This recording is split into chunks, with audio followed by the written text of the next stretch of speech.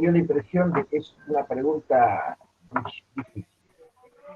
Los riñones, la nefrona filtra todo. Filtra el sodio, filtra el potasio, filtra el bicarbonato, filtra la urea, la creatinina. Esos elementos quedan fuera de la nefrona, pero luego son reabsorbidos. En todo caso, por la hormona antidiurética vuelve a absorber el sodio y elimina solo el exceso. Entonces, la filtración es un acto, por lo cual filtrar. En una instancia, lo que había planteado rápidamente, que era la obligada, filtraba todo el agua, todo. Después tenía la facultativa, que es la que absorbe nuevamente los elementos. La excreción es el producto final, que lo voy a comparar burdamente. La excreción de la transpiración es el producto final de la célula, de la glándula sudorípara. La orina es el producto final o la excreción de lo que no necesita. Entonces, todo es filtrado.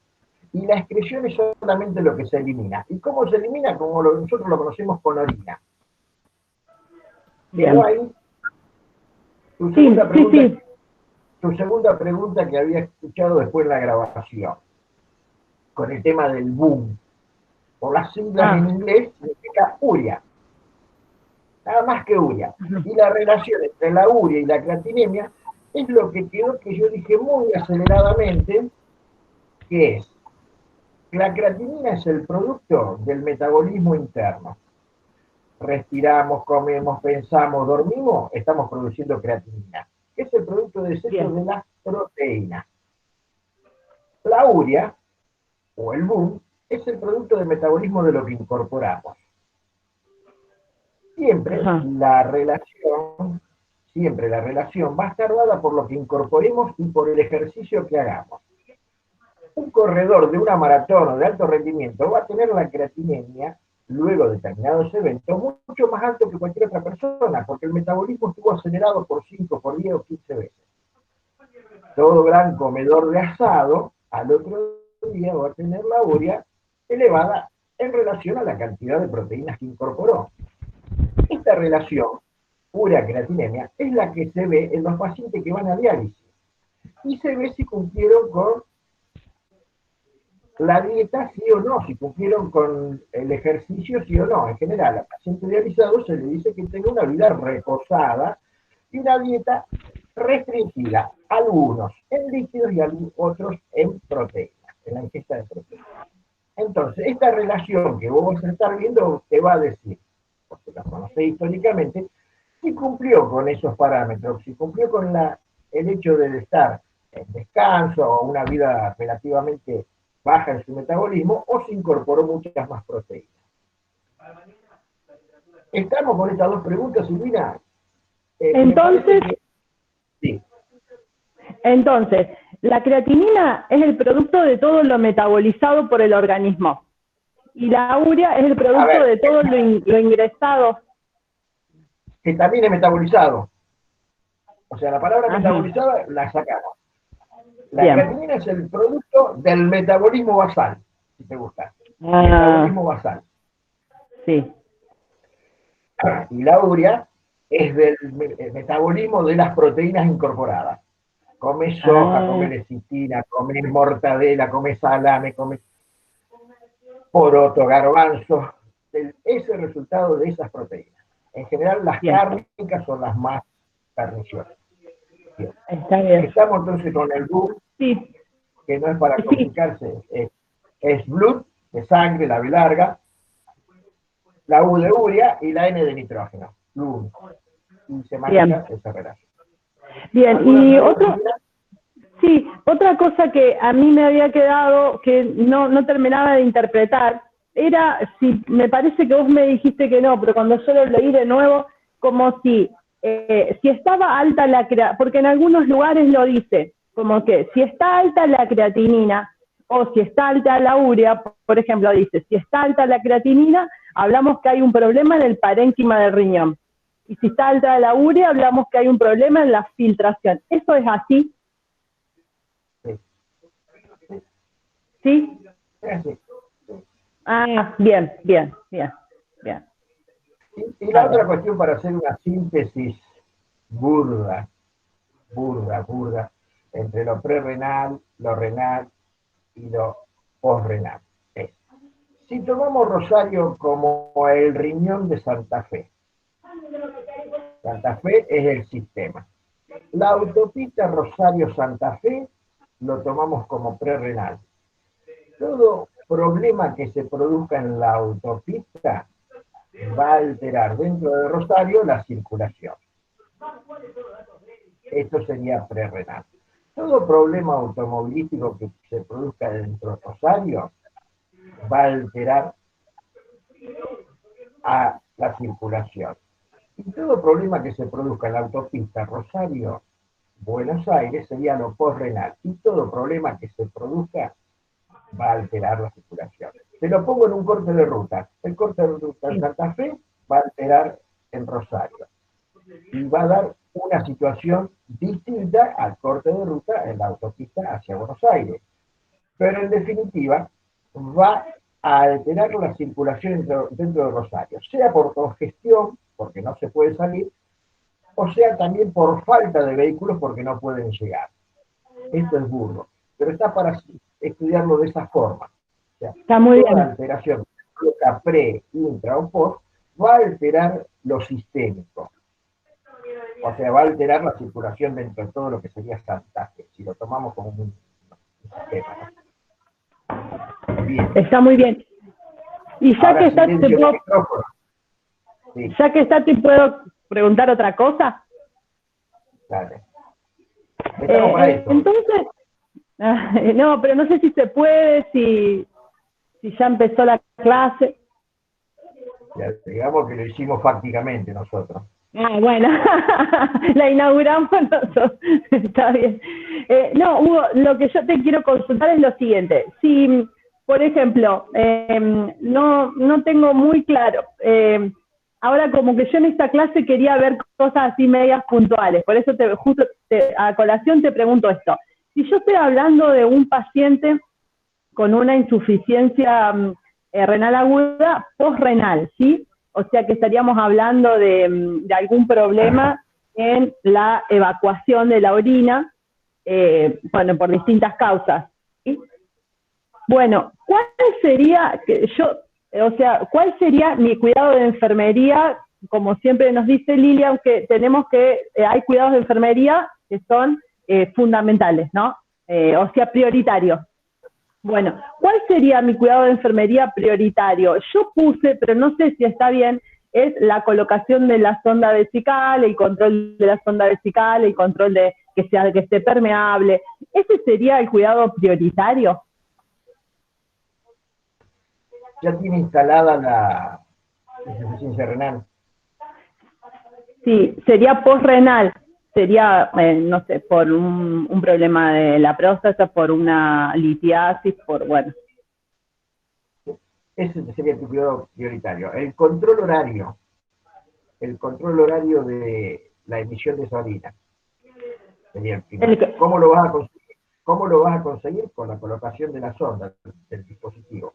Por eso muchísimas personas, aunque no tengan problema en la emisión, van con control de dispositivo y tiene eso, el fin de garantizarse el control. Con el control horario, vos te estás tratando de prever la insuficiencia renal, pero si ya está instalada, estás viendo las fases, a ver si está mantenida o si se recupera. Porque la insuficiencia de tipo postrenal se superaría en forma mucho más eficiente que la renal propiamente dicha. ¿Está? ¿Cómo, perdón? Una vez que entra una insuficiencia, la insuficiencia es insuficiencia, pero se recupera un poco más rápido de acuerdo a cuánto se haya demorado en restablecer ¿cómo se llama? Este problema que, claro, la causa de lo que lo originó. Claro. Si para rectificar esa salida por la próstata, por la vejiga o por el lito, se tardaron 2 o 3 días, la insuficiencia va a estar tal cual como si fuera la insuficiencia renal propiamente dicha.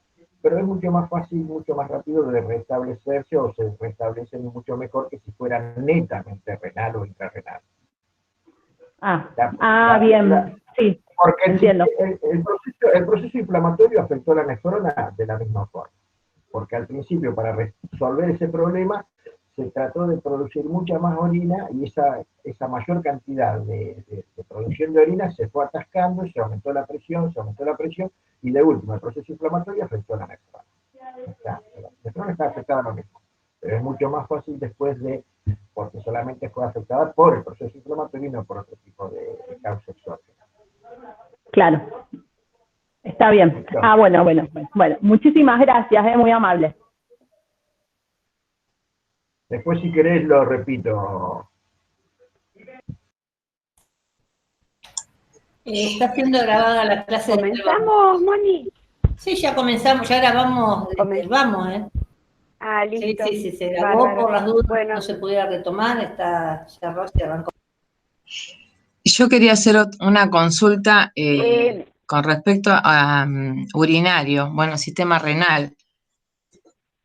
Yo quería aclarar algunas cositas también de renal, agregar un poquito más, para guiarlo un poquito en el estudio. Hugo mencionó las fases, ¿sí?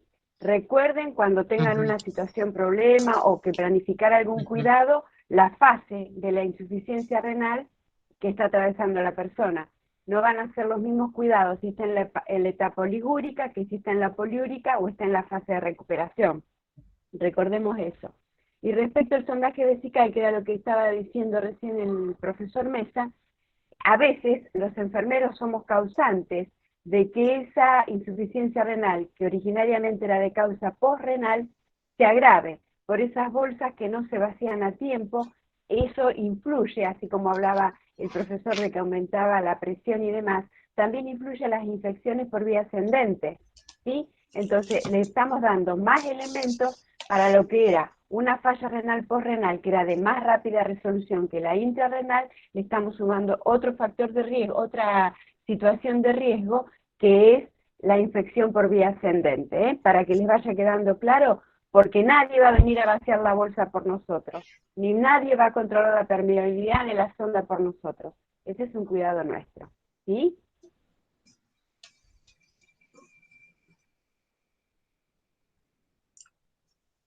Te escuchamos, Marina. Sí.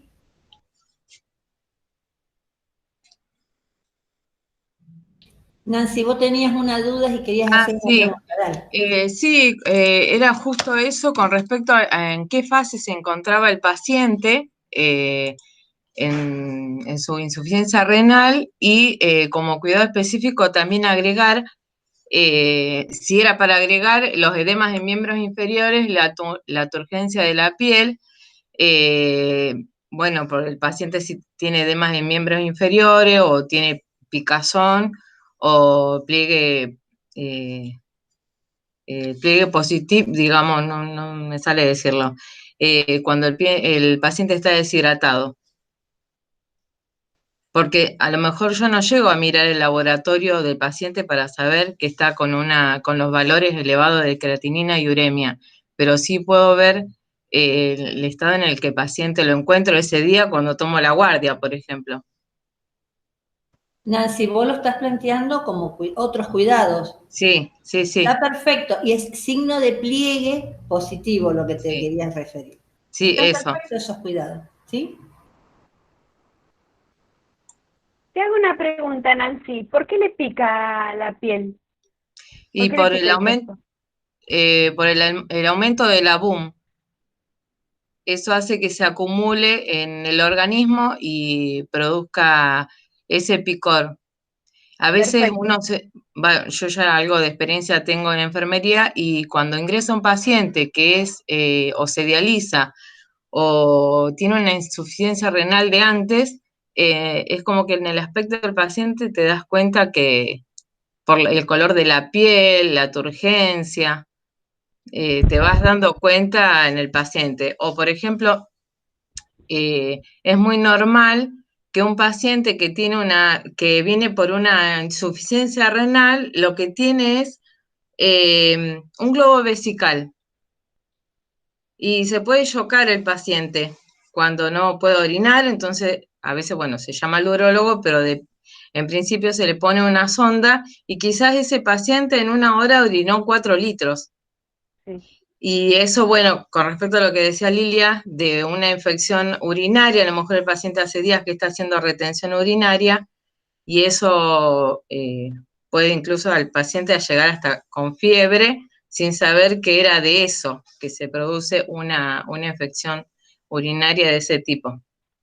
Bien, tomando, Nancy, lo que vos decís de la lesión en piel, algo que tenemos que rescatar, que en el paciente renal, vos hablaste del paciente que está en diálisis y demás, el comportamiento es como un paciente que está inmunocomprometido, ¿sí? Ujú. Por lo tanto, las defensas van a estar disminuidas y las lesiones que se producen en la piel por ese picazón que tiene, hace que se interrumpa la continuidad de solución de la piel. Entonces, agregamos otro elemento más para pensar que en algún momento este paciente se puede infectar, más allá de que si estuviera en diálisis va a tener una fístula o va a tener una cánula, depende en qué estadio esté del plan de hemodiálisis, ¿sí?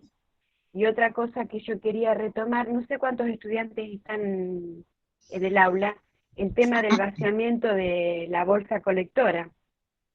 Que vos dijiste por allí se puede desvanecer y demás, no escuché bien en qué momento del relato vos lo hacías, Sí. pero cuando se vacía un paciente que está con un globo vesical y se pone una sonda vesical, esos 2, 3 litros o 4 que a veces suelen tener, no se vacían todos de golpe, ¿sí? No. Bien, se va pinzando y se va despinzando la sonda, y eso también tiene su fundamentación, quería rescatar esto, ¿eh? Bueno. ¿Hay alguien más que quiera hacer alguna pregunta? ¿Cómo vamos a ir haciendo? Me encanta así, ¿eh? Fue fluyendo y fue saliendo. A ver. Hola, buenos días. Sí, soy Macarena. Yo quería hacer una pregunta, pero de abdomen agudo, no de renal. Bueno. No sé si alguno quiere hacer alguna de renal, lo dejo y después pasamos a abdomen agudo. Tenía muchas dudas acerca de la guía, que no, si bien yo no pude entrar en la reunión de abdomen agudo, la que subieron era cortita, justo se cortó cuando usted, Lilia, empezó a explicar, no me había quedado muy en claro, en realidad sí me queda en claro, pero no sé el mecanismo fisiopatológico, ni tampoco lo encontré en el Alpach ni en el Brunner, la explicación de por qué las náuseas, por qué la distensión abdominal. Si bien me puedo llegar a hacer una idea, me gustaría por ahí si pueden más o menos explicarme, porque en el Alpach te dice que te da náuseas, te da vómitos, pero no te dice el por qué. No sé, esas serían todas mis dudas. También los ruidos intestinales hiperactivos. Cuando se hace, cuando disminuyen los ruidos intestinales, bueno, dice que es por la hipoxia que se produce a nivel intestinal, pero no sé por qué están hiperactivos al principio. Tampoco entiendo por qué la taquipnea y la respiración superficial en el abdomen agudo. O sea, es como que tengo muchísimas dudas y no sé, y no encuentro en la bibliografía la respuesta. No sé si me podrían ayudar en ese sentido. Bueno, vamos por parte. Si me olvido algo, Hugo, Moni, síganme. Bueno, vamos por parte. Primero vamos a pensar qué tipo de abdomen agudo. En los años 90. ¿Qué tipo de abdomen agudo presenta el paciente? Recuerden que según la etiología nosotros decíamos, según la resolución podría ser clínico-quirúrgico, y el quirúrgico, según la etiología, podríamos hablar de un inflamatorio, un abdomen agudo oclusivo, un abdomen agudo vascular o un abdomen agudo isquémico. Lo que nosotros siempre decimos, pero no es caprichoso, es que cuando hablamos del isquémico o hablamos del hemorrágico, no hay tiempo de reloj para que forme un tercer espacio. A lo sumo puede haber una rotura y puede volcar material al peritoneo, y conforme a lo que vierta peritoneo será hemoperitoneo, coleperitoneo, pero eso no es tercer espacio. Cuando nosotros hablamos en tercer espacio es extravasación de líquido al intersticio, a un espacio que normalmente no tiene que tener un volumen determinado de sangre, de líquidos principalmente. Nosotros siempre decimos que en el intestino están circulando más de 6 litros de líquidos, y esos líquidos tienen que transitar porque cumplen con una función dentro del organismo. Acá, cuando uno piensa en un abdomen agudo oclusivo, un inflamatorio, se interrumpe ese tránsito, por lo tanto va a haber volúmenes de líquidos y también de sangre, porque yo tengo que pensar que la sangre también contribuye a la nutrición a nivel celular, que no van a poder circular, por ende no van a poder cumplir con su función.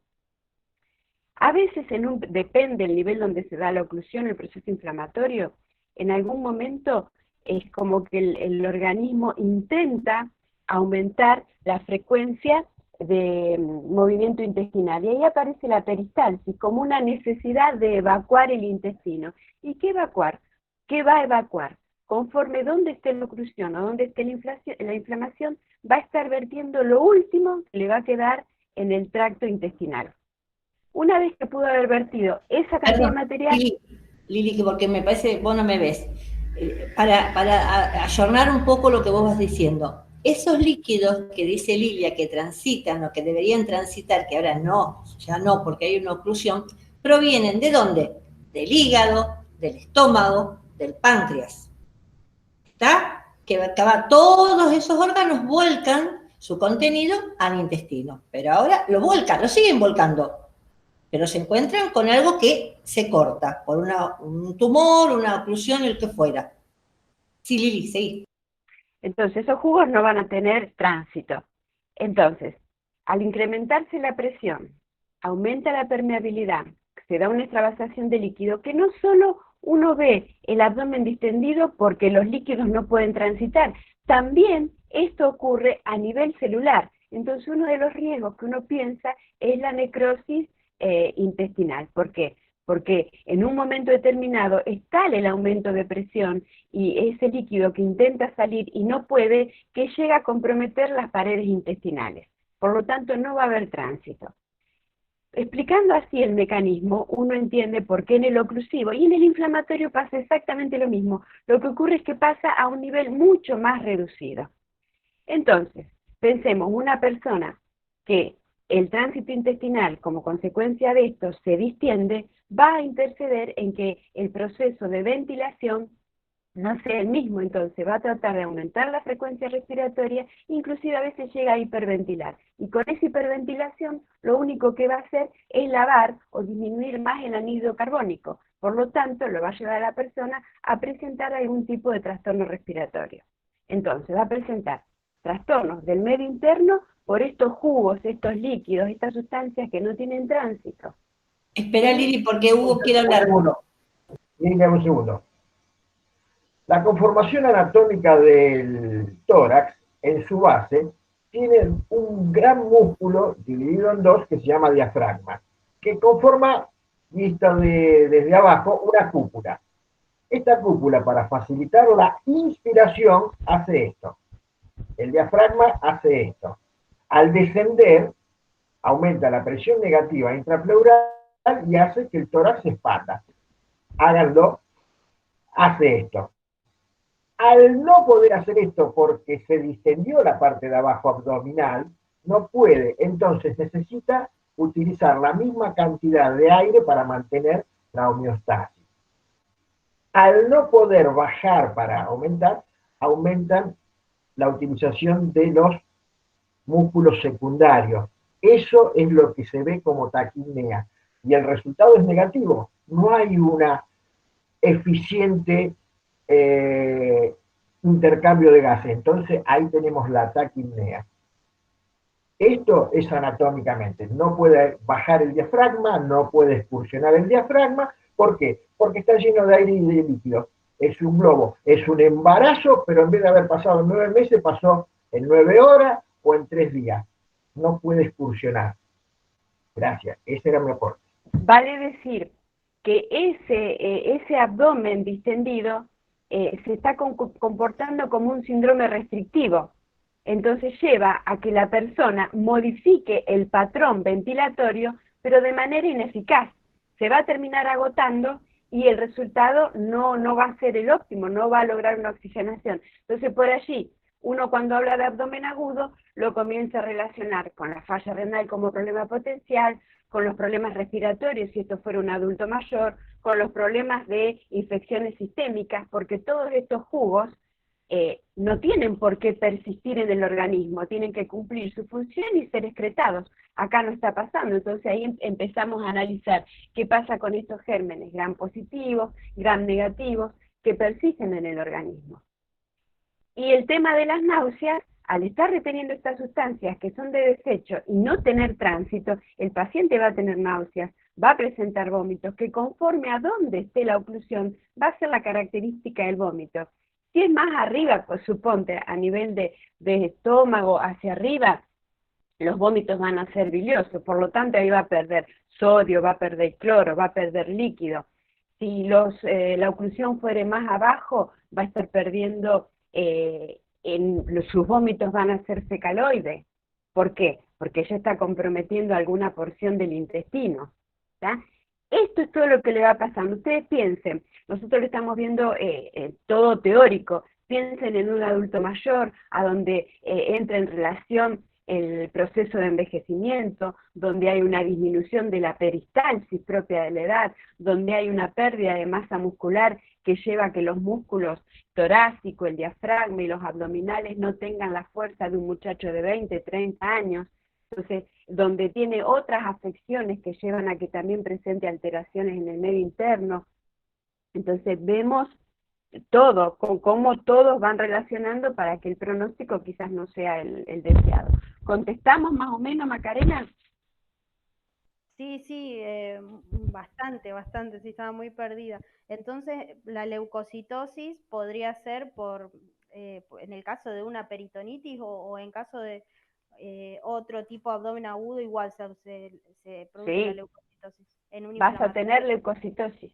Vas a tener leucocitosis porque es la primera respuesta que va a tener el organismo frente al proceso que está atravesando. Primero puede ser una respuesta al proceso inflamatorio. Conforme va pasando el tiempo, que no es tanto el tiempo, van a aumentar más aún producto del proceso infeccioso. Y lo mismo para la acidosis metabólica, es por no poder eliminar el ácido carbónico, por la respiración deficiente, o no sé si lo estoy entendiendo mal, o hay otro mecanismo que me lleva a la acidosis metabólica. El metabolismo del bicarbonato está en íntima relación con el funcionamiento renal también. Ah, bien. ¿Sí? Así que va de la mano con las bases Buffer, así que yo tengo que estar ahí pensando. Cuando comenzamos el profesor hablaba de las pérdidas facultativas. Acá tiene relación con esto, entonces yo tengo que conocer bien quién se carga el metabolismo del bicarbonato, que en este caso va a ser la parte renal, ¿sí? Sí, pero preguntaba yo si también influye la taquipnea y la insuficiencia respiratoria en la acidosis. A ver, vamos a tener que aclarar el concepto de insuficiencia respiratoria. Que el paciente tenga dificultad respiratoria, que esté taquipneico, que esté hiperventilando, quizás no sean elementos para llegar al diagnóstico ya de insuficiencia respiratoria aguda. Que estos desórdenes en el medio interno van a provocar también desórdenes en la ventilación, perfusión, difusión, sí. Quizás no en el inicio del cuadro, pero después sí va a alterar. ¿Por qué? Por todo lo que estábamos diciendo. Hay un tercer espacio que se comporta como restrictivo y todo esto lleva a que no haya una buena ventilación-perfusión. Por ende, va a haber una hipoxemia, puede haber una acidosis respiratoria. Si hiperventila demasiado, lo más probable es que baje el anhídrido carbónico, y depende cómo esté la función renal y cómo se encuentre el resto de los organismos, podrá responder con una modificación a nivel del bicarbonato, aumentando o disminuyéndolo conforme sea el desorden que tiene a nivel respiratorio. Por eso cuando uno tiene una resolución problema, para resolver, tiene que ver todos los datos que te va dando el laboratorio. Sí, ahí me quedó más claro. Perfecto.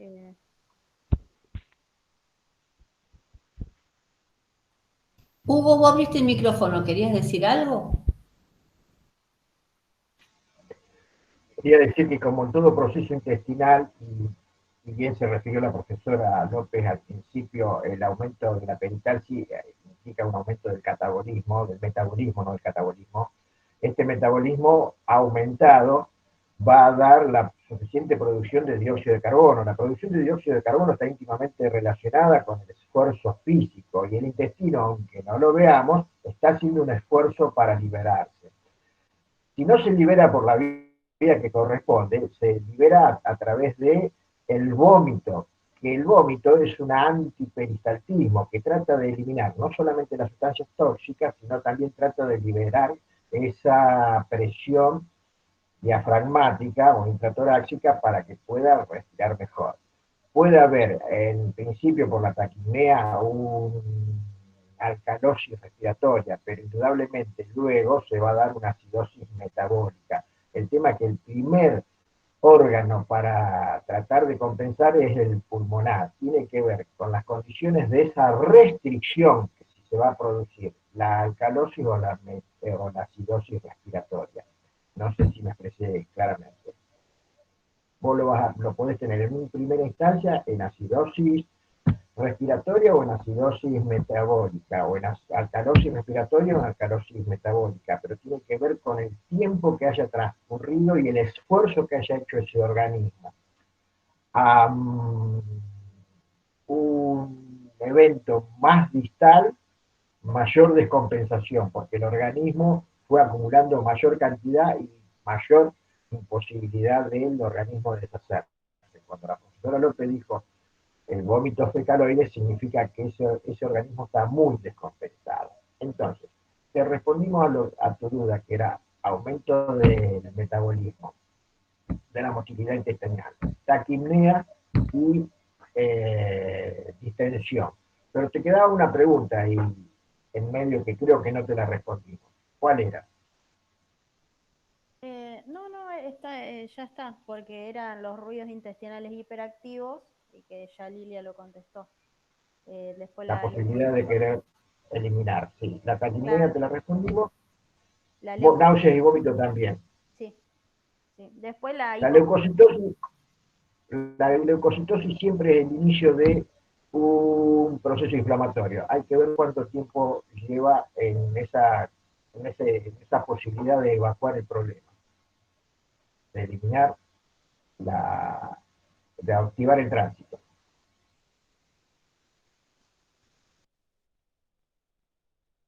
Sí, está bastante claro. Muchas gracias.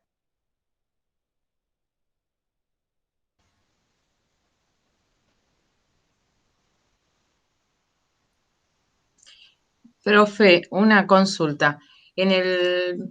En dolor abdominal, el paciente tiene una alteración en la sensopercepción por el dolor, la eliminación y la sensopercepción, la eliminación. ¿Son esas dos o me falta una? Me está faltando una. O la principal es el dolor y la eliminación, sí. Nancy, en relación a las necesidades básicas, sí. Yo siempre planteo lo mismo. Cuando vos tengas una duda en relación a una necesidad básica, en realidad vos preguntale, porque vos fíjate, el paciente que está infartado, que me meto en tu terreno, sí. Lili, también le duele. Pero vos no vas a decir que tiene alteración en la sensopercepción. ¿Sí? Vos le vas a preguntar a ese dolor, ¿por qué le duele? Entonces, lo más importante es por qué le duele. Al corazón le duele porque le falta oxígeno. Al intestino, si es una cuestión abdominal, le duele porque no hay tránsito, no hay eliminación. Entonces, no está mal lo de sensopercepción. Pero lo correcto siempre es cuando tengan el dolor, que es uno de los datos que más se mueve dentro de la guía esa que ustedes tienen de valoración del adulto hospitalizado, que dicen, ¿dónde meto el dolor? Preguntarle a ese dolor por qué ese órgano le duele. Y ahí te da la respuesta. No te embarulles pienso en un diagnóstico, en dos diagnósticos, en cuál es el prioritario. ¿Sí? Uh-huh. Ahora, también, suponete, si vos tenés un gran quemado, a lo mejor le tenés que poner sensopercepción. Uh-huh. ¿Entendés la diferencia? No sé si soy clara, si mis Sí, colegas acuerdan. sí.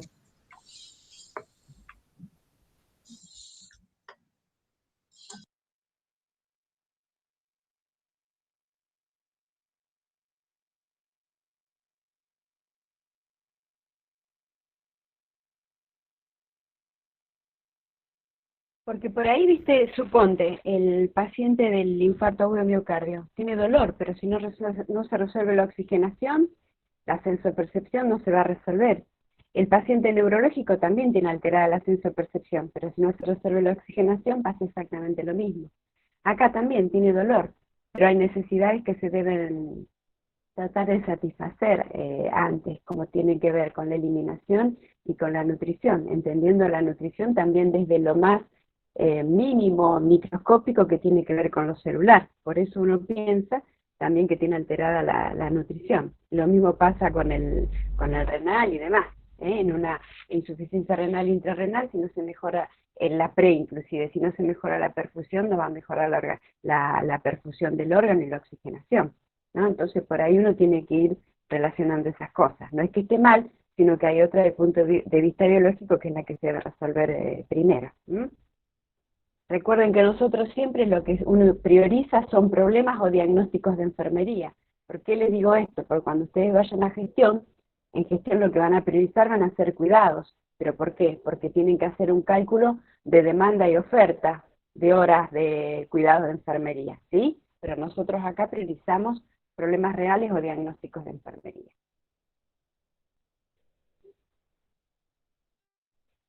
¿Seguimos?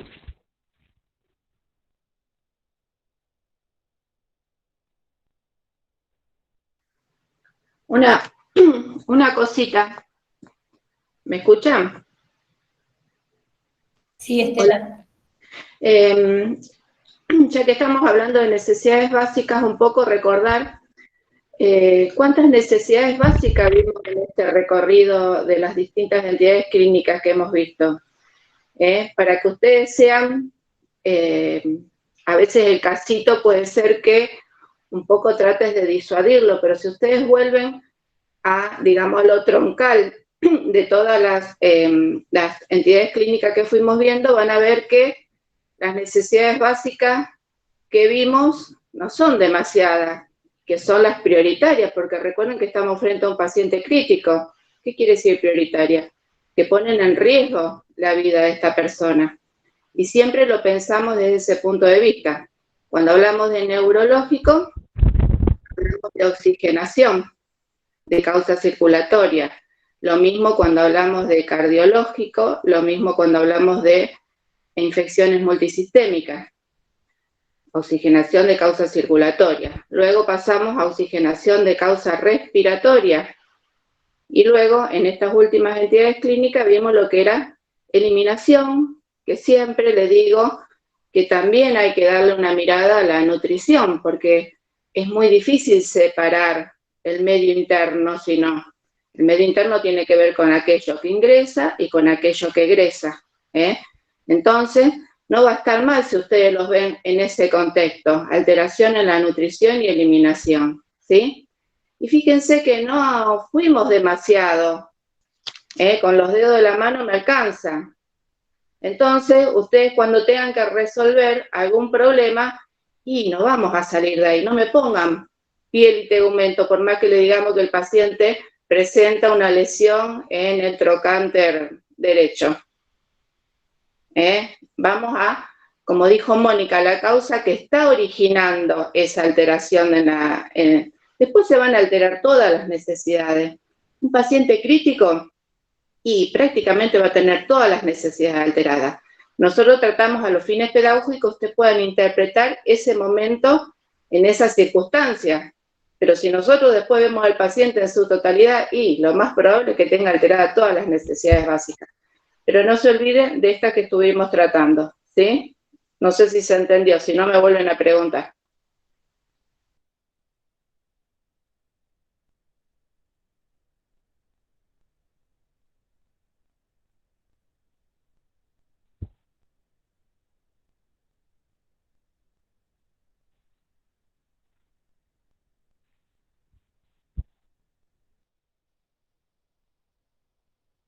¡Qué silencio! Bueno, yo tengo más preguntas para hacer si nadie tiene. Bueno. Acá yo sigo estancada, no sé si estancada, pero me cuesta mucho lo que es abdomen agudo porque son tantas patologías, y que si es quirúrgico, que si es clínico, es muchísimo, y me cuesta bastante este tema. En la guía dice por qué un adulto con un abdomen agudo podría ser una insuficiencia renal.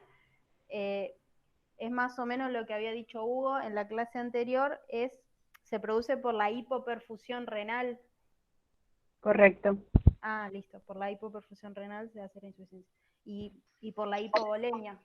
Claro, recordá que toda esa cantidad de líquidos, que a veces pueden ser hasta 7 u 8 litros, están atrapados en esa luz intestinal y no están en la circulación sistémica. Por lo tanto, esa nefrona no es que funcione mal, la nefrona está capacitada para funcionar, pero no está perfundida, le falta volemia en este caso. O sea que el problema potencial de un abdomen agudo de tipo obstructivo, y seguramente va a ser la insuficiencia renal y de causa en este primer momento prerrenal. Generalmente después se terminan complicando y pasa también a renal, pero en un primer momento se la toma como prerrenal, porque la nefrona está capacitada para trabajar en óptimas condiciones, pero no tiene cantidad de líquido para ser perfundida y poder realizar sus funciones. Perfecto, lo entendí. Muchas gracias. Bien, para completar lo que decía la profesora Estela, quiero decir que la nefrona actúa siempre facultativamente. Acá porque lo llevamos al extremo de un abdomen agudo. Exacto. Pero si lo llevamos en una persona que está sometiéndose a un deporte o a una actividad física en la cual no restituye el líquido perdido para enfriar ese organismo, recuerden que no debe pasar de los 39-40 grados porque traían convulsiones y problemas neurológicos. La transpiración tiene ese fin, enfriar el organismo. Si la persona no restituye el líquido, ese riñón va a entrar en insuficiencia renal aguda también y no tiene patología. La persona estuvo trabajando físicamente, ya sea expuesto a alguna inclemencia temporal como estar al sol, estar en el desierto o estar martillando una pared. No está sometido a una patología, pero ¿qué pasa? No tiene la restitución del líquido necesario para enfriar el organismo. En este caso, en una situación ideal de una persona que está internada, que sí puede restituir la volemia mediante la perfusión de la paracentesis, ese líquido no está disponible, por más que esté ingresando a las venas, porque se está siendo volcado dentro del intestino. Recuerden que la profesora dijo antes que el organismo no podía parar de sintetizar los elementos necesarios para ese aparato digestivo y lo sigue volcando. Entonces ese líquido que se le está colocando está siendo desperdiciado, si vale la palabra, dentro de la cavidad intestinal, aumentando la presión intraabdominal. Hay un material, yo no sé si tienen posibilidades de conectarse con algún compañero que tenga algún módulo antiguo de lo que era adulto y anciano 2, o también está en la fotocopiadora de la escuela, un material que es un poco viejito. Sí, yo lo encontré. Este material está muy bueno porque está lo fundante de abdomen agudo y está como reelaborado por docentes de la escuela, y me parece que responde mucho a las preguntas, que tal vez le pueda servir, no digo en su totalidad, pero que con eso tienen ganada una gran parte y está muy entendible. Lamentablemente no lo tenemos digitalizado, pero si alguien tiene posibilidad de conectarse con algún compañero que haya hecho antes del 19, adulto y anciano 2, o que pueda llegarse a la fotocopiadora de la escuela y lo pide como material, recopilación bibliográfica de adulto y anciano 2, ellos lo tenían, y tal vez les pueda servir a estas personas que veo que están, porque Alpage está imposible. Estela, en la fotocopiadora de la escuela está cerrada. La que puede estar abierta es Claudio, que es la fotocopiadora de facultad. La escuela No. está cerrada, no hay nadie. Entonces no. Yo trabajo en la fotocopiadora de la escuela y estamos trabajando en medicina. Hacemos pedidos online. Yo voy a buscar en los archivos a ver si encuentro esto que usted me dice, Estela, y cualquier cosa lo escaneo o veo cómo puedo hacer para compartirlo. Sí, realmente si lo podés conseguir porque realmente está muy, muy accesible. Nosotros otros años lo hemos trabajado de allí y resulta bastante fácil para la comprensión. Así que estaría muy bueno si lo podés conseguir. Sí, Estela, Ahí, yo lo tengo.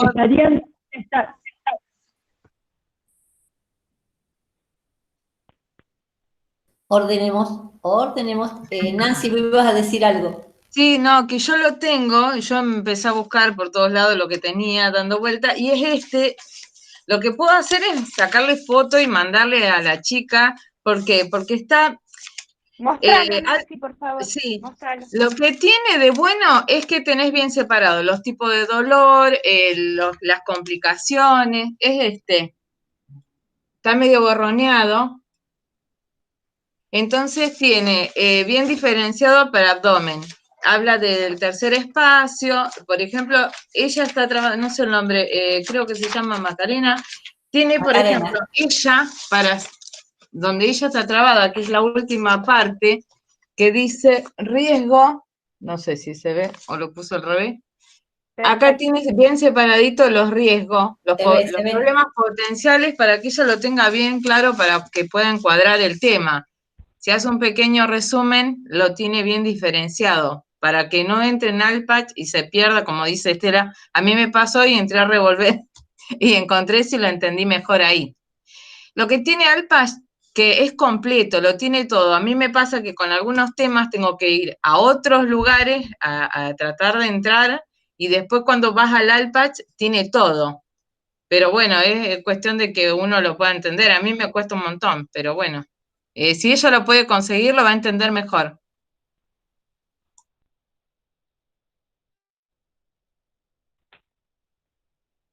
Bueno, ¿alguna otra pregunta más? Parece que cardiología está de 10.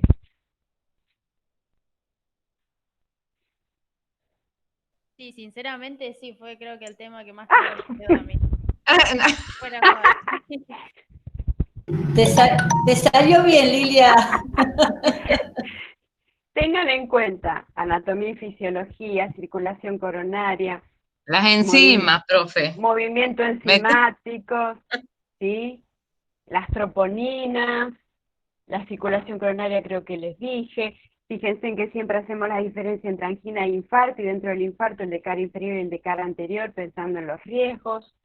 Piense qué pasa en las primeras 24 horas. ¿Ah? Perdón. Sí, Silvina.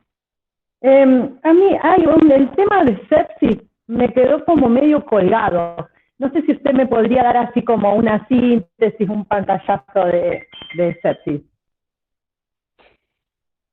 Ustedes cuando hablamos de infecciones sistémicas hablamos de CIS, hablamos de shock cardiogénico, hablamos de síndrome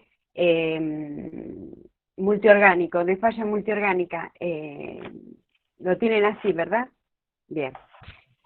El énfasis va a estar puesto en el proceso inflamatorio, cómo se activa esa cascada inflamatoria que la tienen en la fotocopia, en la página impar superior de la izquierda, que tienen un cuadro que les explica claramente cómo se va activando la cascada, ¿sí?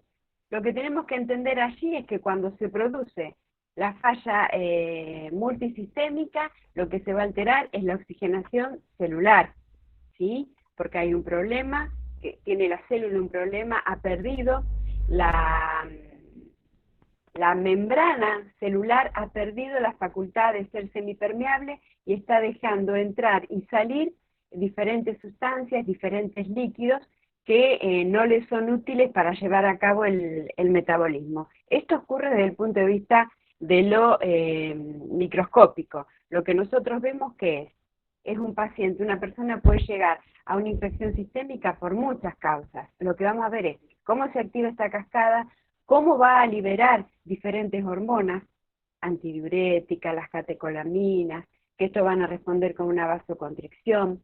Va a haber una caída de la tensión arterial sistémica. Primero va a haber una caída de la tensión arterial sistólica, porque va a guardar relación con la volemia que tiene el organismo para redistribuir en el organismo. Después va a disminuir la tensión arterial diastólica, que ya nos va a ir dando una mirada de lo que está pasando en el interior de la célula. Vamos a tener un paciente frío, pálido, sudoroso, con vasoconstricción, conforme vaya pasando por estos estadios. Por eso que hay muchos materiales, depende de donde ustedes estudien, hablan de un shock séptico o en la etapa caliente o en la etapa fría, que sería el hiperdinamico o el hipodinámico, ¿sí? Hipodinámico, el organismo está todo en menos, está hipotenso, está vasocontraído, no va a tener fiebre en estos momentos, no va a tener fiebre, mientras que en la etapa hiperdinámica va a tener fiebre, va a tener valores de tensión arterial aceptable, va a tener un volumen urinario que al principio va a estar normal, después va a ser oligúrico y después va a disminuir la micción, la producción de orina, mejor dicho, porque está pasando a otra fase donde hay una caída del volumen y conforme los factores de riesgo que tenga, instalará una falla renal de causa prerrenal o será intrarrenal. Pero lo que tenemos que tener en claro es cómo se produce esta cascada inflamatoria, que lo tienen bien explicado en el material, a donde les va explicando cómo va comprometiendo los diferentes órganos. En el material hace una diferencia entre lo que es el CIR y lo que es la falla multiorgánica, ¿sí? Donde habla que para hablar de CIR tenemos que tener, ayúdenme. Espera que, Lilia. Sí, espera, Lili, Estela toma. También van a ver que en la guía, y se hace hincapié, realmente si uno va a visitar una unidad de terapia intensiva, va a encontrar un alto porcentaje de pacientes con esta entidad clínica, o sea que es el gran dolor de cabeza de las unidades de cuidados intensivos.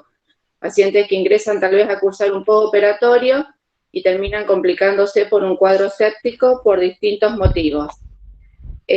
Tan importante es a nivel mundial esta preocupación que desde hace muchos años se hacen consensos a niveles internacionales. Por eso ustedes van a ver que hay un consenso del 92, después que se realizó uno en el 2002 y después, bueno, que en el último consenso que conocemos del año 2016, han cambiado algunas denominaciones de las que estábamos acostumbrados a hablar. Por ejemplo, lo que nos decía Lilia recién, que prácticamente desapareció dentro de las definiciones de sepsis lo que es SIRS, que antes lo tomábamos como una definición, porque vemos que el SIR no solamente se puede dar en la sepsis, también se puede dar en un postoperatorio mayor, como es una cirugía, por ejemplo, de revascularización a cielo abierto, se puede dar en un gran quemado, o sea que no solamente se daban los procesos sépticos, por eso se lo saca en este último consenso. También se saca otra definición de lo que es sepsis grave, y quedamos con las definiciones de sepsis, shock séptico y falla multiorgánica. Por ahí si van a ver alguna preguntita que tiene que ver con esta cuestión de los distintos consensos, cómo han ido avanzando a lo largo del tiempo, o sea que sería un poco esto. El último consenso se saca en esas definiciones que yo les dije. No sé si se entiende. Bueno, y también se empiezan a incorporar otros parámetros, como la medición del ácido láctico, tan importante para ver la predicción, o sea, ver cómo va a ser la evolución de esa persona. Eso véanlo, que está, se llama escala SOFA, que van a ver bastante, hay distintos parámetros que uno tiene que ir evaluando y siguiendo para ver la evolución de un paciente séptico. Y yo creo que teniendo en cuenta todas estas definiciones, y por supuesto saber cuándo defino sepsis, cuándo defino shock, y conocer bien lo que es el proceso inflamatorio, un poco que estaríamos redondeando lo que es el tema sepsis.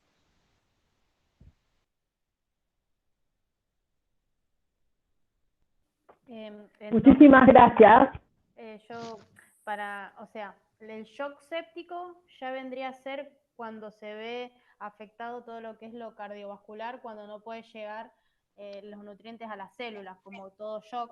Y la sepsis sería cuando ya tenemos digamos, los microorganismos a nivel de la sangre y llegando a los órganos. Ese sería en los dos está el microorganismo en la sangre. Si ya hablamos de sepsis, porque ya hay vuelco. La gran diferencia la hace con qué estás tratando en ese momento a esa persona. Generalmente lo que es un cuadro de sepsis, tal vez el paciente recupera, mejora la tensión arterial ante la administración de líquidos. ¿Qué pasa en el shock séptico? Que ya tenemos que ir un poco más. Ya es un paciente que no puede regular la hemodinamia y ya necesita la incorporación de drogas vasoactivas. Y la gran diferencia que Lilia les estuvo contando, que el shock séptico se comporta distinto a lo que es, por ejemplo, un shock cardiogénico, que te decía que consta de 2 etapas, porque es un shock distributivo. Vamos a ver que tenemos áreas muy bien perfundidas y otras que están infraperfundidas. Tenemos esta etapa en que nosotros tenemos un buen gasto cardíaco, tenemos una buena perfusión renal, en una primera etapa. Después todo comienza a descender. Esa característica especial tiene el shock séptico, que lo van a encontrar, eso lo encuentran en cualquier material explicado. Háganse un pequeño resumencito y van a ver que no van a tener problemas. Retomando lo que dice Estela, me anoté algunas cositas. El eje para poder comprender es el proceso inflamatorio, tal como lo habíamos dicho en el apoyo anterior, porque hay proceso inflamatorio en el neurológico, hay proceso inflamatorio en el paciente con abdomen, hay proceso inflamatorio en el paciente con la falla respiratoria, interviene el proceso respiratorio en el paciente con el infarto, pero acá es cuando uno lo ve florido, ¿sí?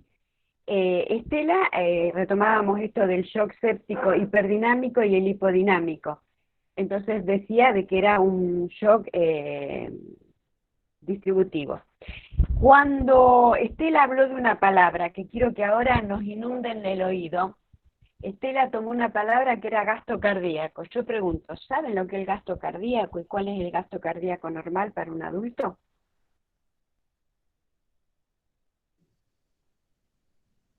Sí, es el volumen de eyección por minuto. A ver, ampliando. Ampliando para los medios de comunicación, Macarena. ¿Cuánta sangre puede distribuye el corazón en un minuto? ¿Y cuánto es? 5 litros. 5 litros. Vamos, Silvina. Bueno, porque yo lo que quiero que queda muy lindo cuando uno dice, porque hay todos los signos y síntomas se deben a que hay una caída del gasto cardíaco. Y uno pregunta, ¿cuánto es el gasto cardíaco normal? Y nadie sabe, ¿sí? Entonces, dijeron que el volumen es el volumen minuto, ese es el otro nombre de salón que tiene el gasto cardíaco. Es el volumen de que puede eyectar el corazón en un minuto. Ojo con multiplicar volumen sistólico por frecuencia. Macarena, ¿cuánto es el volumen sistólico normal de un adulto? Ay, no sé, Lidia. Estoy con la cabeza en abdomen agudo. Entre 80 y 90 mililitros, ¿sí? ¿Por qué les digo que no se acostumbren con la fórmula que encuentran en los libros, que multiplica volumen sistólico por frecuencia cardíaca? Porque si yo tengo una persona con 120 de frecuencia cardíaca y lo multiplico por 80, va a estar dando un volumen de aproximadamente 9 litros, 10. Y eso es erróneo, porque esas contracciones no son eficaces. Entonces va a aumentar la frecuencia, pero el volumen sistólico va a ser menor de 80, ¿sí? ¿Y cómo nos damos cuenta de que ese gasto cardíaco está disminuido? Piel pálida, sudorosa, el paciente está somnoliento o está excitado, porque va a haber robo de volumen a la circulación. Va a haber una caída del volumen urinario, por eso lo miro, ¿sí? Cuando ustedes, si alguna vez les interesa el tema, lo van a encontrar también como síndrome de bajo gasto, ¿sí? Es la misma sintomatología, porque todos los pacientes en algún momento, por alguna afección, presentan este síndrome de bajo gasto. Estela hacía referencia a cuando está el shock séptico, va a variar porque varía el tratamiento, y habló de utilizar drogas vasoactivas. Son las drogas inotrópicas, ¿no? La dopamina y la adrenalina, por preferencia, ¿sí?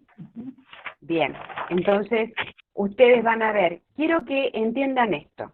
Fíjense que hay un paciente que tiene un problema en la distribución de flujo a nivel periférico, por lo tanto uno va a intentar mejorar esa perfusión. Y si hay alguien que va a mejorar la perfusión, va a ser un vasodilatador, y va a ser un vasodilatador venoso. Y ese vasodilatador, por excelencia, va a ser la nitroglicerina. Entonces vamos a encontrar un paciente que va a estar goteando nitroglicerina, y como efecto colateral va a tener esta caída de la tensión arterial, en un paciente totalmente crítico, donde la tensión arterial ya de por sí va a estar baja, y va a tener la dopamina como un efecto inotrópico positivo.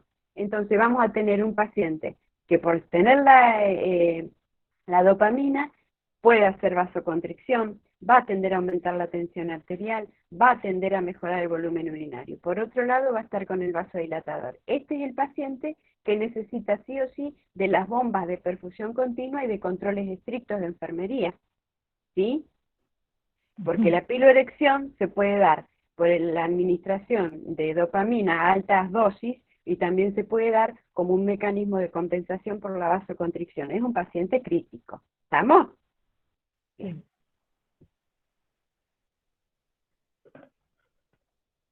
Perdón, ¿y la dobutamina? También, no sé qué. Sí, la dopamina, la dobutamina. La dopamina.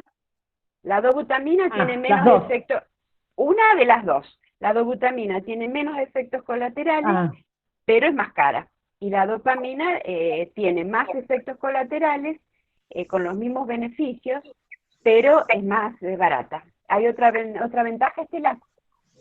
Sí, no, está bien. La dobuta generalmente lo usan mucho los cardiológicos, porque tiene menos efectos colaterales en cuanto a las arritmias que producen. No, yo le quería decir que la dopamina prácticamente quedó en desuso en estos últimos años. Lo que se usa como droga inotrópica, vamos a ver que es la noradrenalina. Generalmente, si tienen algún casito, van a ver que está reemplazada por la noradrenalina. No quería agregarle eso nada más. Y perdón, Estela, ¿y la noradrenalina haría el mismo efecto que la dopamina? Es el mismo efecto inotrópico. Sí. Busca el efecto inotrópico positivo, ¿sí? Exacto. En algunos lugares van a poner la adrenalina, por ahí depende de donde uno tenga las posibilidades de trabajar, porque todo tiene que ver con costo-beneficio. Bien.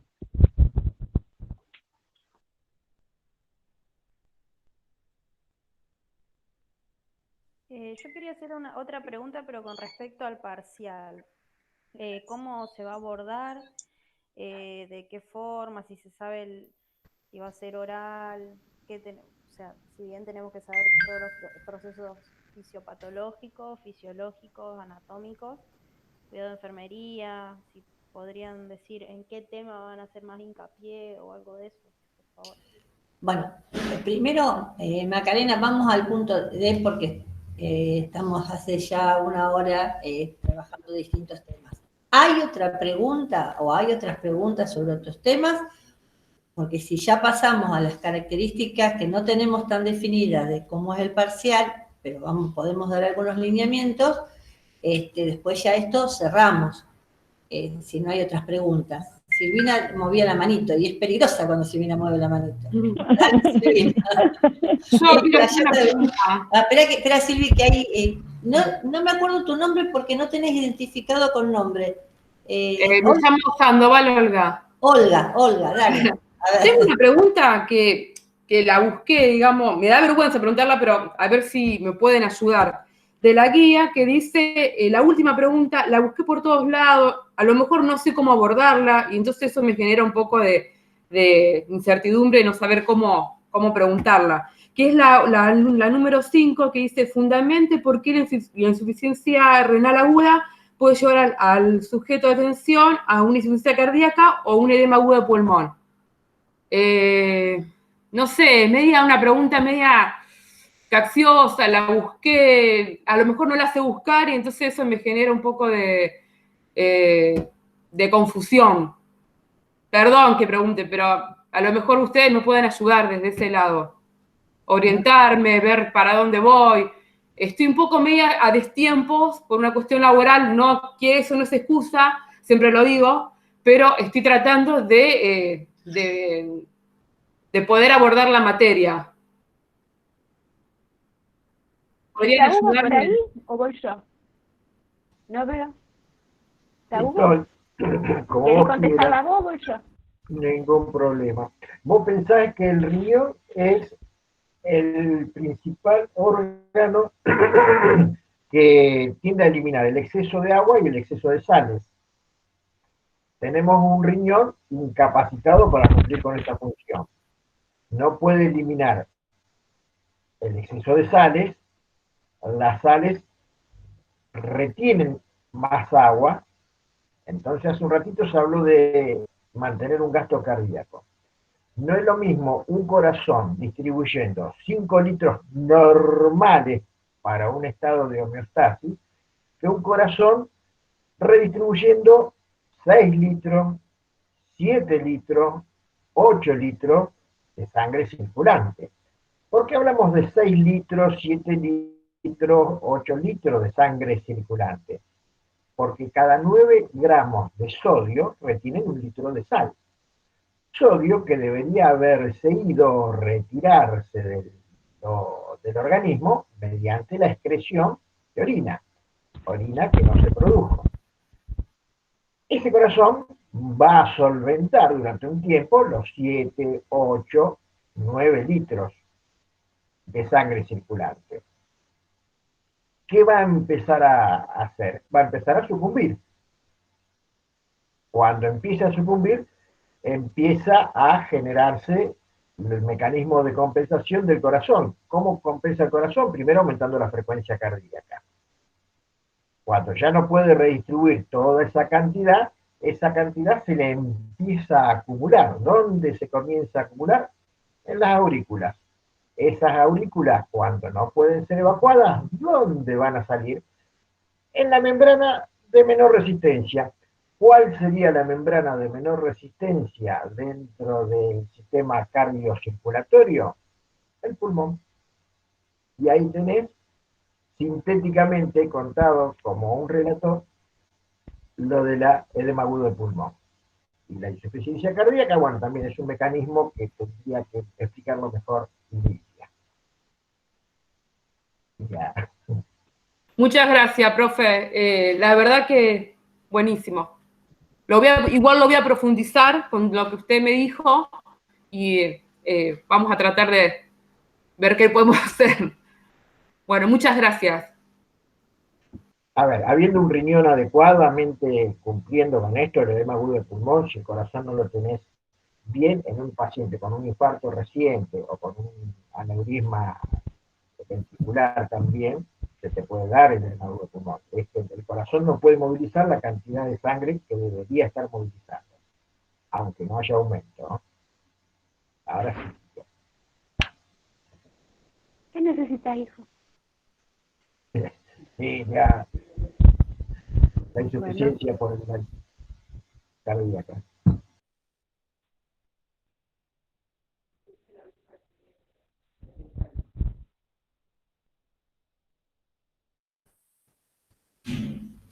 ¿Te quedó claro, Olga, las preguntas que hiciste? Sí. ¿Sí? Bien.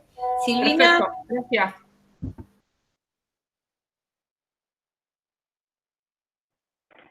No, perdón, antes de terminar, quería que si podíamos dar un pantallazo así muy general, perdón, pero yo para como que ir resumiendo, como que veo y es tanto que digo, no voy a poder con tanto, bueno, no importa. Nos quedó respiratorio, no lo hablamos nunca, así como también, puede ser algo así rapidito, como para que tengamos así parámetros, cosas así que sean importantes que profundicemos.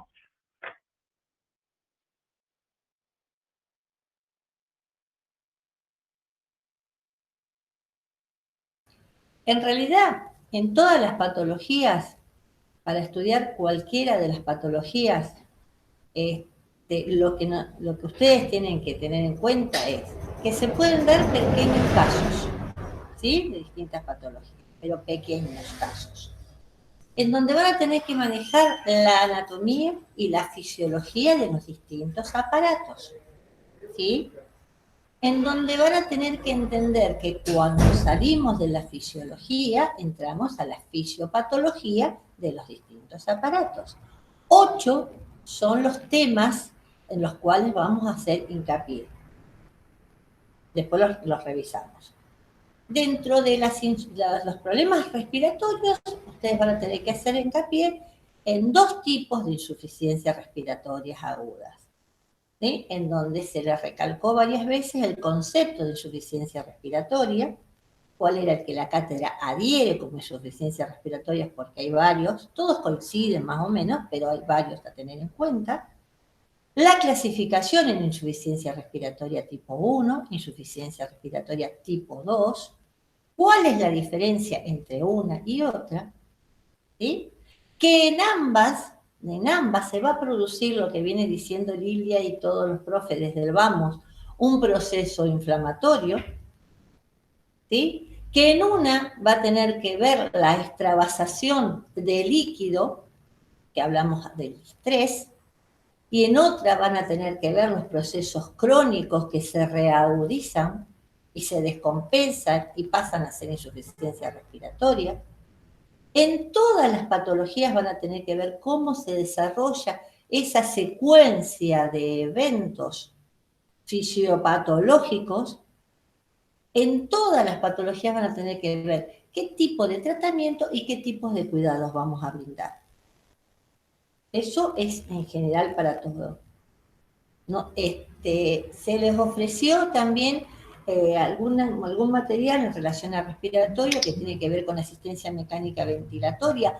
Eso no lo vamos a pedir puntualmente. ¿Por qué, gente? A ver, los cuidados críticos son una especialidad dentro de, y no queremos especialistas en cuidados críticos. Entonces, con que sepamos qué es la asistencia mecánica ventilatoria, para qué sirve la asistencia mecánica ventilatoria, ¿sí? Cómo se maneja esa asistencia mecánica ventilatoria, ¿sí? En lo general. No sé en sí, Silvina, a qué querías vos referirte. Y vuelvo, los mecanismos fisiopatológicos respiratorios están muy bien desarrollados, creo, en los Power, pero aparte arrancan más, si quieren algo más profundo, en el Power de sepsis, porque es donde más se representa ese proceso inflamatorio que después pasa a ser infeccioso. ¿Estamos? No sé, Lili, vos que siempre tomás nota de puntos a tener en cuenta, si querés agregar algo. Abrí micrófono. Algo que hacemos siempre hincapié en lo que hace asistencia mecánica ventilatoria es un modo, que es el APIP, porque merece un capítulo de suma atención para nosotros, más que todo en este tema que estaba abordando Mónica. Coincido con ella que uno no pretende especialistas en este tema. ¿Vos empezaste con el tema de los parciales, Mónica, a comentarle más o menos? No, porque en realidad Silvina dijo cómo damos un pantallazo en relación a lo respiratorio. O sea, respiratorio se mueve y lo que se va pidiendo con lo mismo que a cualquiera de las otras patologías. Sí. Claro, es lo que, pues yo te escuché esta parte de la fisiopatología, conocer la fisiología, nos pasa en todo. Si no conocemos la fisiología, poco vamos a poder hablar de fisiopatología y es algo que vamos a preguntar. También vamos a preguntar cuidados y vamos a tener que fundamentar, y para esto tienen que tener bien en claro todo lo que es la fisiopatología, pues todos los mecanismos fisiopatológicos son los por los cuales uno después planifica diferentes cuidados. Así que, bien. Después, asistencia mecánica ventilatoria, el objetivo, este modo principalmente, pero nada más, porque no todos vamos a tener oportunidad de trabajar en terapia intensiva en coronaria, y en una terapia hay un tipo de ventilador, en otros hay otro tipo, que después cuando uno va aprenderá a manejarlo, pero sí conocer este modo Después ustedes tienen de consulta ese otro material que habla de otros modos ventilatorios, para que si alguna vez le dicen algo, sepan dónde ir a buscarlo, pero no porque le vayamos a preguntar de esos patrones ventilatorios. Profe, una pregunta con respecto a los cuidados de ventilación. Digamos, ahí me quedó un poco medio como que no lo logré entender. ¿Ustedes quieren que, digamos, sepamos brindar los cuidados específicos o no tanto? Es como que no sé para dónde... por ejemplo, de un paciente que está en asistencia mecánica ventilatoria, nosotros no le vamos a preguntar a dónde está la perilla para que aumente o modifique el ciclo cardíaco o modifique el patrón ventilatorio. Le preguntaremos respecto del volumen, porque esto tiene que ver con un manejo de cualquier paciente, cómo controlar si está adaptado, si no está adaptado, si satura, si no satura, qué cuidados a este paciente, porque no es que porque está en ventilador está todo fantástico, no. Se puede tapar el tubo, se puede haber acodado, puede que el paciente en algún momento haya despertado y lo está mordiendo, se pudo haber roto el balón, entonces está eliminando por los costados. Entonces todo esto requiere cuidado de enfermería. Saturación, patrón, si está compitiendo, si está mordiendo el tubo, si el tubo está permeable, la integridad del balón del tubo endotraqueal, el cuidado de la comisura labial. Sea el ventilador que sea y en el modo que esté puesto, esos cuidados van a estar presentes. Entonces, mínimamente, esos cuidados para este paciente que no te va a poder decir estoy ventilando bien. A ver, lo destapamos, qué pasa con el tórax, qué pasa con el abdomen, está frío, está cianótico, eso que forma parte de la valoración de enfermería. Muchas gracias, profe. Ahí está mejor. Gracias. Las posiciones. Recordá que es muy importante la posición y ahora tal vez lo han escuchado más con esto del COVID, lo que es la posición prono, que es una posición que cuesta mucho, es un esfuerzo de todo el equipo, pero realmente ha traído grandes beneficios en el paciente. Hablar de lo que es circuito cerrado de aspiración, ¿por qué? ¿En qué caso se usa el circuito cerrado? ¿Qué es esto de la PIP que nos decía Lilia? ¿Para qué sirve la PIP? ¿Y qué controles tenemos que tener un paciente, sobre todo si está ventilado con PIP elevada? 2 o 3 cositas, pero bueno, que son muy importantes y que se deben tener en cuenta. Y bueno, ya que de neurológico nadie pregunta, creo que está súper entendido el tema. Así pero que... totalmente, Estela, totalmente. Bueno, de neurológico, que es, yo digo que ustedes se pueden guiar por los Power y rellenarlos porque realmente, digamos, apuntan a todo lo que se puede ir preguntando. Vamos a preguntar de TEC. El TEC empieza con que hay 2 tipos de daño, dónde se pueden localizar esos hematomas, hay distintos lugares donde se pueden localizar. ¿Qué es esto del edema cerebral? ¿Qué tipos de edema cerebral podemos encontrar? ¿Qué mecanismos pone en juego nuestro organismo para tratar de que no se eleve esta presión intracraniana?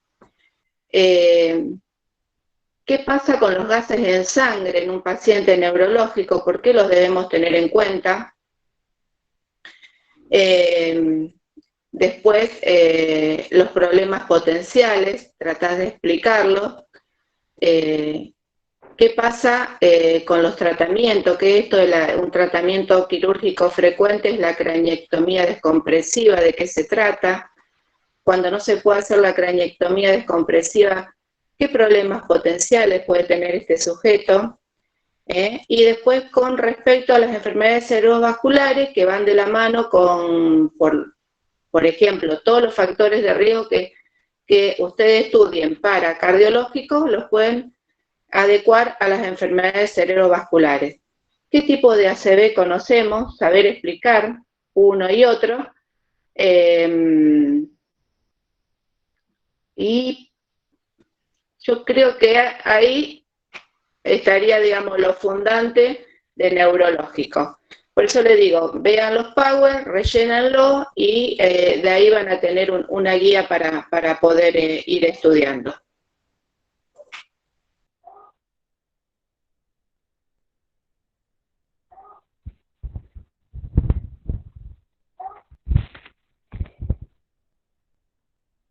Recuerden que cualquier consulta nos pueden escribir al correo de la cátedra. ¿No hay más, no?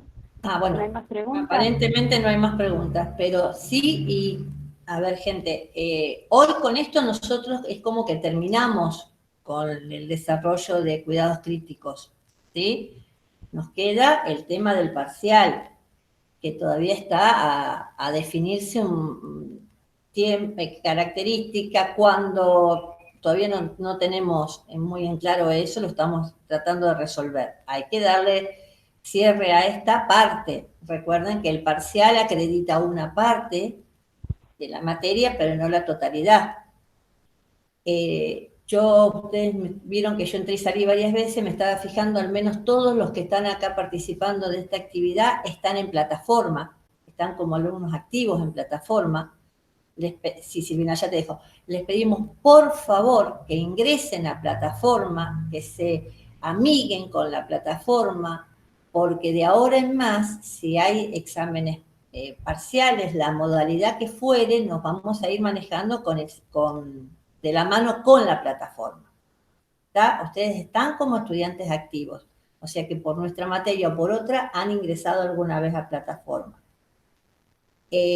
Vamos a seguir dando información a través del blog, fechas de parcial, características del parcial, pero si se tomara la modalidad de escrito, y que todavía eso no lo tenemos resuelto realmente, va a ser a través de plataforma, porque es la única manera que podemos accesar a los 700 estudiantes inscritos en la materia. ¿Sí?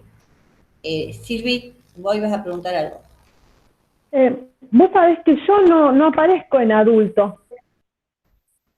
¿No te aparece a vos CAEC? Es como que yo no estoy en adulto. Bueno, a ver, porque yo te busqué como estudiante, estudiante y estás. El del lado derecho, cuando vos ingresás, vos podés ingresar, tenés tu usuario y tu clave. A la derecha tenés que buscar en el tablero si te aparece la materia CAEC. ¿No te aparece? En realidad, yo entro a la plataforma, entro en participantes, estoy en todas las materias como participante activo y en la única que es en debates bioéticos y en adultos es la única que no estoy en ninguna de las dos. Ya mandé un mail de alumnado. Claro, vos te referís al CIU guaraní. No, a la plataforma.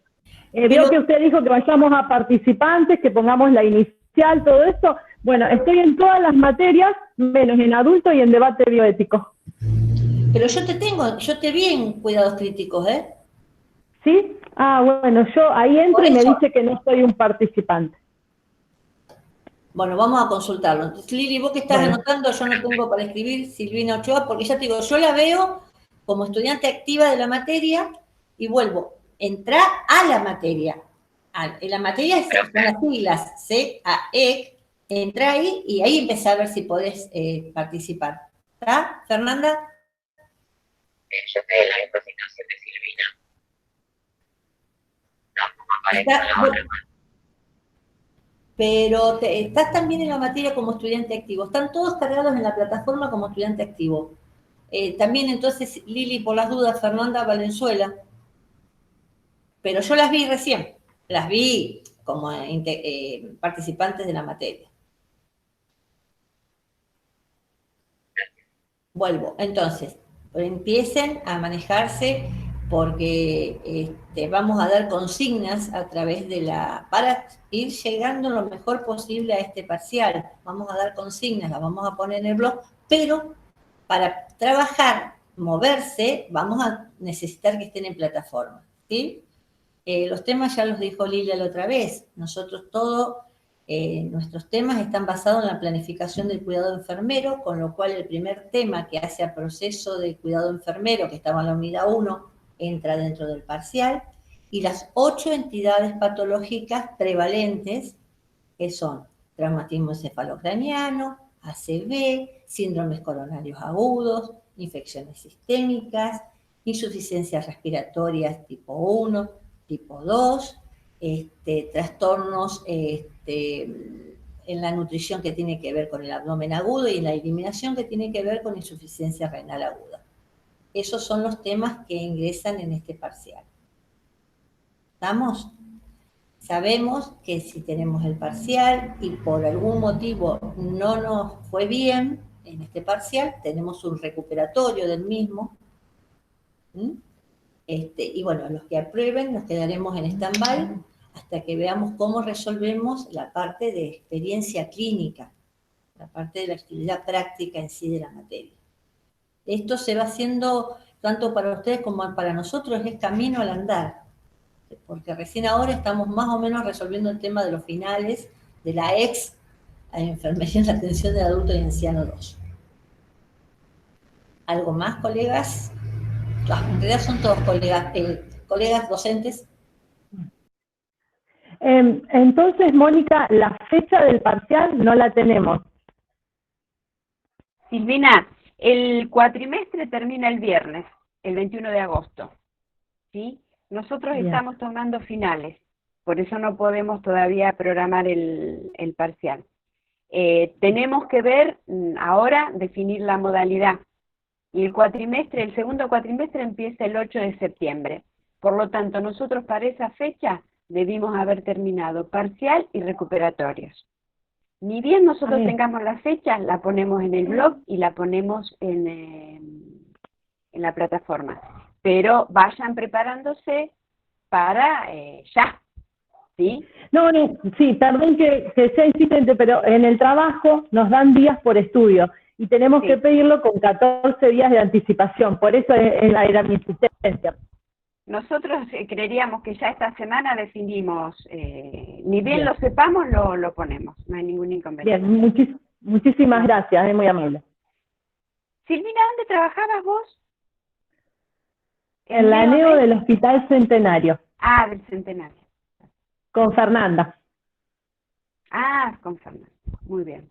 Con Fernanda y Armando Coronel, que es otro alumno que estamos acá haciendo todo. Perfecto. Bueno. ¿Alguna otra cosita para aclarar? ¿Alguna otra duda? Ni bien tengamos la fecha, la colgamos y le pondremos la modalidad del examen. Una cuestión. Silvina, vos dijiste estoy trabajando con Armando Coronel, están estudiando esta materia. Bien. No sé si estuvo trabajando a través del mail, Armando, o está en paralelo con ustedes y aunque no esté participando. Porque eso es otra cuestión. Abran los contactos. ¿Es activo tuyo, Estela? Sí. Porque si tienen conocidos que están participando en el mail, están activos en la materia, díganle lo mismo que le digo a ustedes. Por favor, que traten de ingresar a la plataforma. Urgente, ¿ya? Bien, sí, es alumno de Estela, sí, él. Perfecto. Bueno, nos estaríamos despidiendo y decirles que nos vamos a encontrar por esta vía virtual para el parcial. Al que le vaya mal el parcial tiene la opción del recuperatorio. Como bien dijo Mónica, no queda regularizada la materia, solamente alcanzan un requisito y nos queda pendiente la experiencia hospitalaria y a ustedes le queda lo de simulación en procedimental 4, que después compartiremos la nota. Bueno, agradecerles que nos hayan acompañado y que hayan, qué sé yo, entre todos fuimos transitando este camino tan raro para nosotros de la virtualidad, de ir haciendo camino al andar y ir cambiando y modificando consignas y trabajos y tratar y que se mantuvieron en el sistema, en tiempos tan difíciles. Pedirles disculpas, llegar como a ustedes les hubiera gustado, si no pudimos compartir más contenido, compartir más espacio, fue una situación que nos atravesó a todos y nos dejó muchas enseñanzas y también nos deja muchas cosas para repensar y reformularnos. Bueno, y nos vemos en el parcial.